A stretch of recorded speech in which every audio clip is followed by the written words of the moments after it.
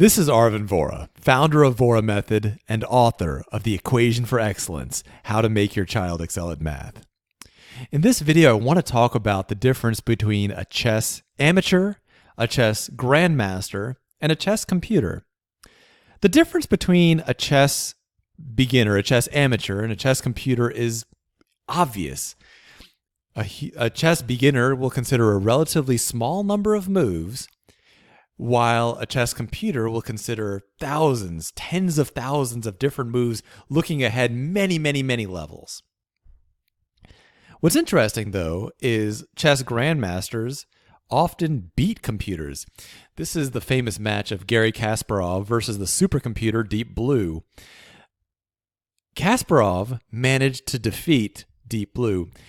Now, this supercomputer considered tens of thousands of different permutations, maybe hundreds of thousands. And you, as a human being, know that there is no possible way that Kasparov could have in detail considered tens of thousands of anything. You, as a human, you know what people can do, and you know that you could not in detail consider at the same time 10,000 anything. You couldn't consider 100 anything. It's outside of the ability of the human mind.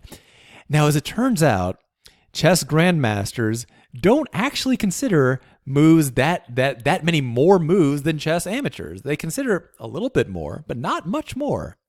Here's the difference. Chess grandmasters consider better moves than chess beginners.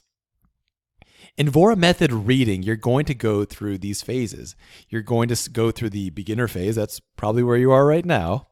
You're going to enter the computer phase, and then finally you're going to get to the grandmaster phase. In the opening phase, you're considering a small number of elements of the passages that you're reading. You're considering the wrong elements, you're considering bad elements, but at least it's a small number. You're right now able to get through a passage probably in 10-15 minutes, but you're not getting everything right because you're not looking at the right elements or analyzing those elements correctly. So in that first phase, that transitional phase, you're going to be kind of like a chess computer.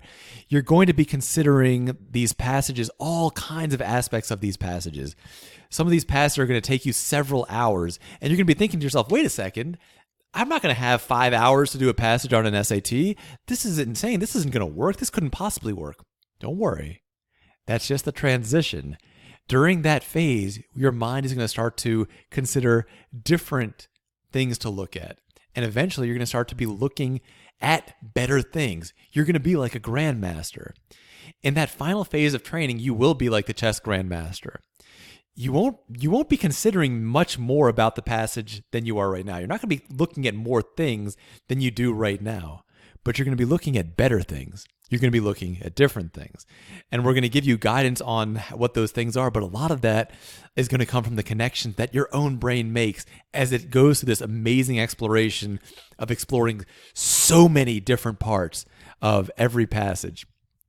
So while these passages while they take a long time, don't worry, that's not the final endpoint. The final endpoint will be you reading like a grandmaster.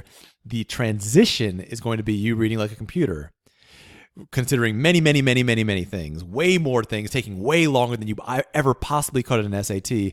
But that's how we're going to transition you to that grandmaster level, where you don't look at more things, you look at better things.